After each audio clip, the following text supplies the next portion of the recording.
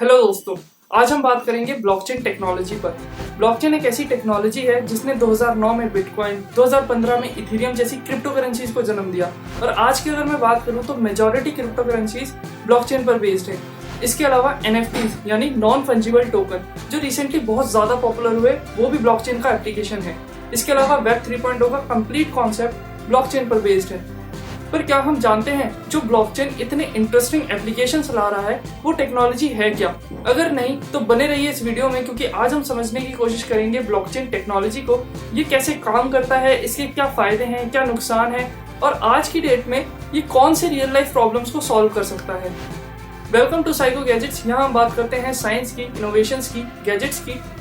मैं आदर्श आज एक छोटा सा डिस्कशन करना चाहूंगा ब्लॉकचेन पर उससे पहले अगर आपको ऐसे टॉपिक्स में दिलचस्पी है तो प्लीज साइको गैजेट्स को सब्सक्राइब करें, साथ ही बेल आइकन को प्रेस करें सो दैट इन फ्यूचर हम जब भी कोई नई वीडियो अपलोड करें तो आप तक उसकी नोटिफिकेशन इजीली पहुंच जाए।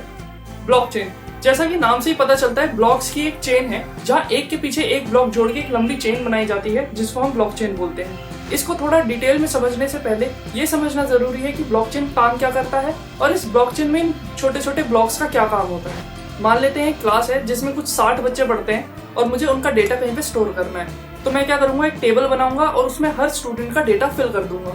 अब ये हो गया एक डेटाबेस। ब्लॉकचेन सिमिलर यही काम करता है, मतलब डेटा को स्टोर करने का काम, और यहाँ पे जो डेटा स्टोर होता है वो ब्लॉक्स की फॉर्म में होता है। यहाँ हर एक ब्लॉक एक यूनिक स्टूडेंट का डेटा स्टोर करेगा। इसका सीधा सा मतलब है ब्लॉकचेन एक ऐसी टेक्नोलॉजी है जिसके थ्रू हम डेटा को स्टोर कर सकते हैं और वो डेटा स्टोर होता है इन ब्लॉक्स की फॉर्म में। यहाँ हर एक block depending upon the situation कि हम ब्लॉकचेन को किस चीज के लिए इम्प्लीमेंट कर रहे हैं उस चीज का डेटा स्टोर कर सकता है। अब यहाँ पे हर एक ब्लॉक के 3 कंपोनेंट होते हैं। एक तो एक्चुअल डेटा जो हमको स्टोर करना होता है, जैसे इस क्लास के केस में हमने हर एक ब्लॉक में स्टूडेंट का डेटा स्टोर किया। वहीं अगर मैं बिटकॉइन की बात करूँ तो बिटकॉइन के ब्लॉकचेन के हर एक ब्लॉक में एक ट्रांजैक्शन, एक यूनिक ट्रांजैक्शन स्टोर होता है। इसी तरह डिपेंडिंग ऑन द सिचुएशन कि किस चीज के लिए हम ब्लॉकचेन को इम्प्लीमेंट कर रहे हैं उस हिसाब से वो ब्लॉक वैसा ही डेटा स्टोर कर सकता है। दूसरा होता है हैश वैल्यू। हैश वैल्यू हर ब्लॉक की एक यूनिक आइडेंटिटी होती है। एक ब्लॉक में अगर रखा हुआ डेटा हम चेंज करते हैं तो उसकी हैश वैल्यू भी चेंज हो जाएगी। और तीसरा होता है प्रीवियस वाले ब्लॉक का हैश वैल्यू। हर एक ब्लॉक अपने प्रीवियस ब्लॉक का हैश वैल्यू भी स्टोर करता है। इस तरह हर एक ब्लॉक अपने पिछले ब्लॉक से कनेक्टेड होता जाता है और इस तरह एक लंबी चेन बनती है जिसको हम ब्लॉकचेन बोलते हैं। अब हर एक ब्लॉकचेन एक डिसेंट्रलाइज्ड वे में काम करता है, मतलब उस पर किसी ऑर्गेनाइजेशन या किसी अथॉरिटी का कोई कंट्रोल नहीं होता। फॉर एग्जाम्पल, आज मुझे अगर एक अकाउंट से दूसरे अकाउंट में पैसे ट्रांसफर करने हैं तो वो हमेशा बैंक के थ्रू होते हुए जाएंगे।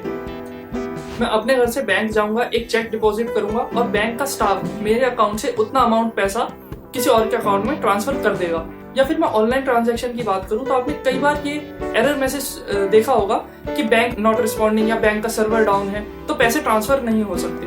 यहाँ पे हम सब एक सेंट्रलाइज्ड ऑर्गेनाइजेशन पर डिपेंडेंट है हमारी कोई भी ट्रांजैक्शन के लिए।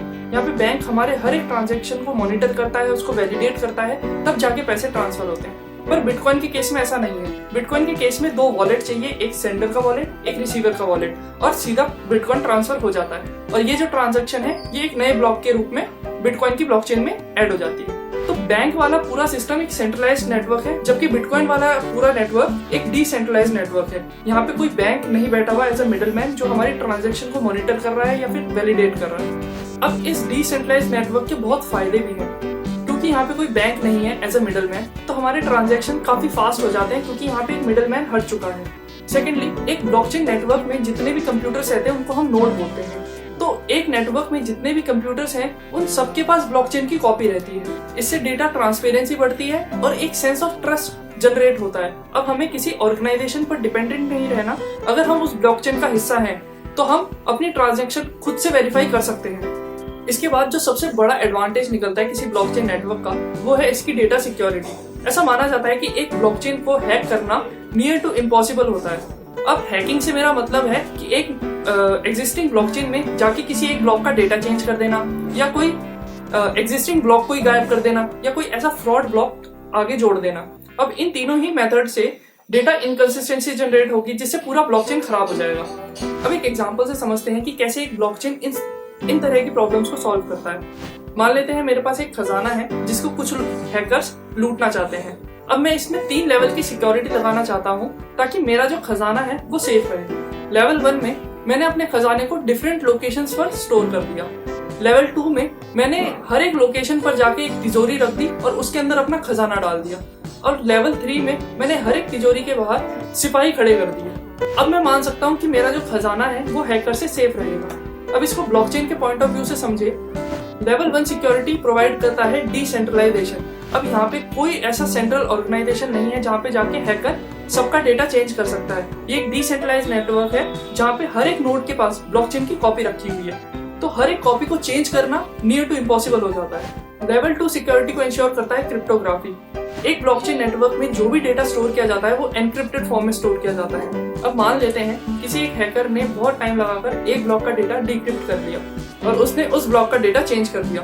अब डेटा चेंज करने से होगा क्या, उस ब्लॉक का हैश वैल्यू भी चेंज हो जाएगा, जिससे उसके अगले ब्लॉक में एक गलत हैश चला जाएगा, उसके अगले ब्लॉक में एक गलत हैश चला जाएगा और यहीं से पूरी ब्लॉकचेन खराब हो जाएगी। बट इफ कोई सोचे कि नहीं जी हम तो सारे ब्लॉक्स का जाके डेटा चेंज कर देंगे, तो इस चीज में टाइम और कॉस्ट इतना लग रहा होगा जितना हम सोच नहीं सकते।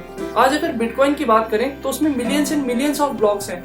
एक ब्लॉक को हैक करने में अगर 10 मिनट का टाइम लगता है तो मिलियंस ऑफ ब्लॉक्स को हैक करने में कितना टाइम लगेगा ये हम सोच नहीं सकते। इसका मतलब एक ब्लॉकचेन जितना बड़ा होगा, जितने ज्यादा उसमें ब्लॉक्स होंगे, उसको हैक करना उतना ही ज्यादा मुश्किल होगा। इसलिए आज बिटकॉइन ऑलमोस्ट अनहैकेबल है।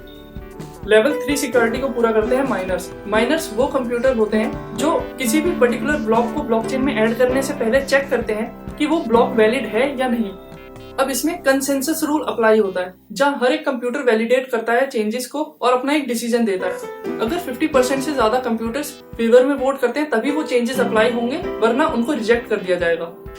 इस तरह कोई भी ब्लॉकचेन नेटवर्क 3 लेवल की सिक्योरिटी देता है जिससे वो नियर टू अनहैकेबल हो जाता है। अगर बात करें ब्लॉकचेन के डिसएडवांटेजेस का, तो इसका डिसेंट्रलाइज्ड होना इसका बहुत बड़ा डिसएडवांटेज है, क्योंकि इस पर किसी ऑर्गेनाइजेशन का या किसी गवर्नमेंट का कोई कंट्रोल नहीं है। इस पर कई ऐसी चीजें सर्कुलेट हो सकती हैं जो कि नहीं होनी चाहिए, जैसे टेररिज्म से रिलेटेड इंफॉर्मेशन या क्राइम रिलेटेड इंफॉर्मेशन, जिनको ट्रैक करना और ट्रेस करना गवर्नमेंट के लिए बहुत बड़ी प्रॉब्लम हो सकती है। इसके अलावा टेरर फंडिंग जैसी चीजों में बढ़ता क्रिप्टो करेंसीज का यूज भी एक बहुत बड़ा डिसएडवांटेज है, क्योंकि यहाँ पे कोई बैंक वैलिडेट नहीं कर सकता कि कहाँ से कहाँ पैसा जा रहा है। क्रिप्टो करेंसीज बहुत ज्यादा यूज होते हैं टेरर फंडिंग जैसी चीजों में। इन सब डिसएडवांटेजेस के बावजूद ब्लॉकचेन आज कई ऐसी रियल लाइफ प्रॉब्लम सॉल्व कर सकता है।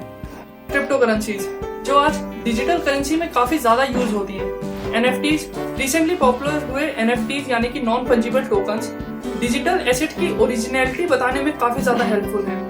इसके अलावा मेडिकल फील्ड में हम पेशेंट्स का डेटा ब्लॉकचेन में स्टोर कर सकते हैं, सो दैट डॉक्टर के लिए पेशेंट की मेडिकल हिस्ट्री ट्रेस करना इजी हो। इसके अलावा रियल एस्टेट में, वोटिंग सिस्टम्स में ब्लॉकचेन काफी ज्यादा यूज हो सकता है। अगर आप चाहते हो कि मैं NFT पे या फिर वेब 3.0 पर भी एक डेडिकेटेड वीडियो बनाऊं, तो प्लीज साइको गैजेट्स को सब्सक्राइब कर लेना।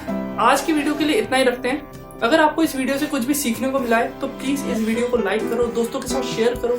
साइको गैजेट्स को सब्सक्राइब नहीं किया है तो प्लीज कर लो, और हम जल्द ही मिलेंगे एक नई इंटरेस्टिंग वीडियो के साथ। तब तक के लिए good bye and take care.